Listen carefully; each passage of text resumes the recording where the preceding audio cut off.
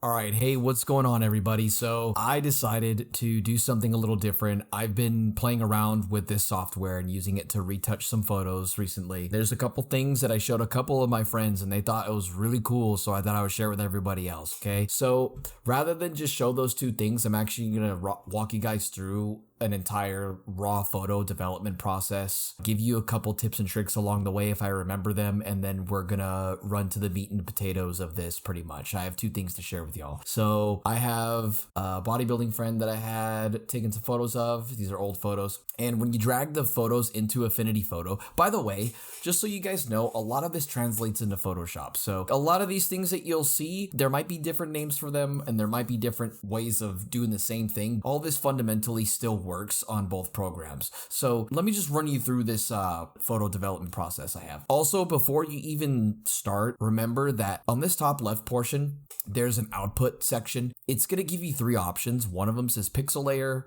raw layer, embedded, and raw layer linked. So you're going to want to choose either raw layer linked or embedded. I'm just going to go with embedded for now. And what this is doing is it's attaching the raw data to the actual photo on the project. So if I wanted to make non-destructive adjustments in this development persona that I'm working in, I can go back and change these. If I were to choose pixel layer and I were to hit develop right here, I'm committing to those changes. So those would be a destructive adjustment. So we're going to choose embedded. Then we're also going to go to profiles down here. Now, I have more experience working with Rec 709 since I do more videography. You could choose the output profile to be sRGB, which is fine, but I do have a bunch of LUTs that I'm going to end up using, and I wanted to show you guys how they are reproduced. You could change the color space that these photos have that you bring in just by coming here and choosing one of these. Now, if you're a graphic designer, you might want to be working in a larger color space, but just for simplicity, if I was just trying to get this photo out the door, or I'm working on multiple photos, then I would choose HDTV Rec 709. So now that we have that set up, I'm going to go ahead and play around with the controls on this photo.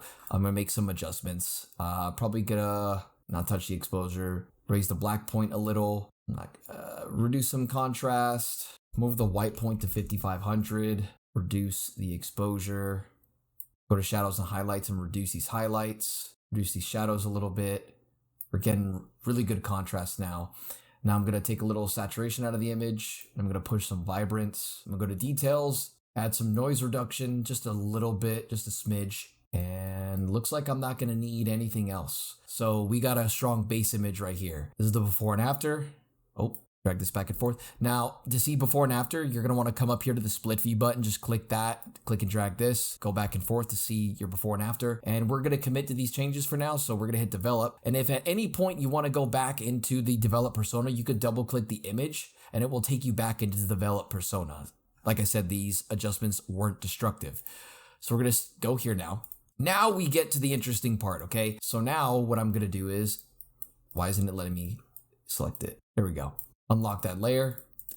So I'm going to click the lock and get rid of this lock so that this layer is unlocked. And there's two ways you could do this. One of them is destructive, one of them is non-destructive. I'm going to show you guys the non-destructive way of doing this. So here, I'm going to show you guys how to do a high pass filter. What the high pass filter ends up doing is it works in a way where it doesn't really exacerbate any of the noise happening in the photo that happens in the dark areas. So we're going to go to this button right here, click live filters. If you're in Photoshop, you probably have something similar to this, but we're going to go to high pass. Now the screen's going to turn gray. We're going to select monochrome and we're going to drag the radius up until we can see the fine details coming out on this. So around 3.1 pixels for me. Go to the blend mode and change this to overlay. And if I increase this, you can see that it's introducing contrast on the edges where the highlights and the shadows meet each other. And that provides a lot of perceptual sharpness to the image. You can also change the blend modes and play with them. So one of the ones that works for me, I've seen in the past is, where is it? Hard light. You can go to hard light, max this out all the way, and then change the opacity. As you can see, it has a different type of effect. And this is like a gritty image, so I'm actually going to keep it on hard light. I actually like the way that looks. If you would like to manipulate the way that the high pass filter is blending with the shadows and the highlights, you're going to hit this gear icon right here to the right of the blending mode.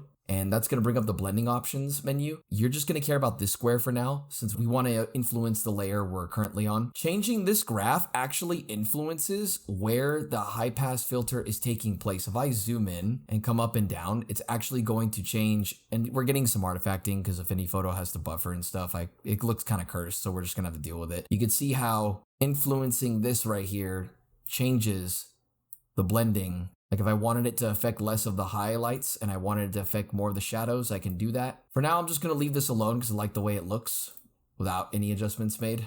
Reset that. Put that up there. Cool. Now what we're going to do is I'm going to add a Gaussian blur. Also, I would like to include that you can add the live filters above and onto layers that you're currently working on. If you put it above everything, it affects everything beneath it. And if you put it on the layer you're working on, it only affects that one layer. However, with this Gaussian blur, I opted to put it above because most of the time when I'm working on a project, I want this effect to affect everything beneath it. Now I'm going to add a glow effect. I don't know what this glow effect is called. I do the same thing in my video editing software in DaVinci, and I'm just bringing it over here. It works pretty well. In fact, I think it works better. So we're going to bring this radius all the way up to where we can barely see the fine details or barely make out the subject. You're going to see that there's going to be this encroaching borderline sneaking up, and you're going to see that there's a pixel layer creeping up. In order to keep that from happening, we're going to check preserve alpha. Then we're going to change the blend mode of this to screen. There we go. And then we're going to change the opacity, and you're going to bring it up to a point that you like. So about 50%, or we could just max it out. We'll just bring it up to 50%. And then if we want to refine it even more, going back to the other advice I was just giving before, blending options, and wanted to limit how much it's affecting the highlights or how it's rolling up from the shadows, we can definitely do that. I personally like controlling it from where it's coming from the highlights. Let's see. About right there. Turn this on and off. See what... Yeah, there we go. Looks pretty cool. All right, I forgot to do the last thing. So we're going to do the last thing right now. So on top of the glow and the high pass filter, there's one last thing I wanted to show you guys that's pretty neat. So you remember when I said that we were bringing the photo into a Rec 709 color space? Any of you guys who actually do videography and have a Rec 709 list or group of LUTs that you use in that color space, you can use that in this program as well on top of your photos. So if you want to match up your photos with how your videos look, this is a really easy way of doing that. So I'm actually going to come down to the bottom right here where it says adjustments, and I'm going to click this. I'm going to click LUT, and then I'm going to click load LUT. Now, I already chose the file path to go to my Blackmagic design folder that has all my LUTs in it. I have some LUTs from Artlist right here, and I'm going to use Alfred. Now, Alfred, as you can see, has a contrast and a color adjustment, and sometimes we're not going to want both. So in order to isolate that, we can change the blend mode on this LUT to color. If you choose color, it only allows the information to be manipulated on the color channel. And if you choose luminosity, it takes the information related to the contrast. So we're just going to use color right now, and I'm going to dial this back just a little bit to like 80. And there you go. Real easy stuff. And you can see the change is very subtle, but that's good with stuff like this. Less is more. That's it, guys, for my presentation. If there's any other little things I find in this software while I'm learning how to use it more efficiently, I will most definitely share it with you guys. If you guys have any questions in the comments about my process, if I skipped anything over, feel free to ask, and I will see you guys next time.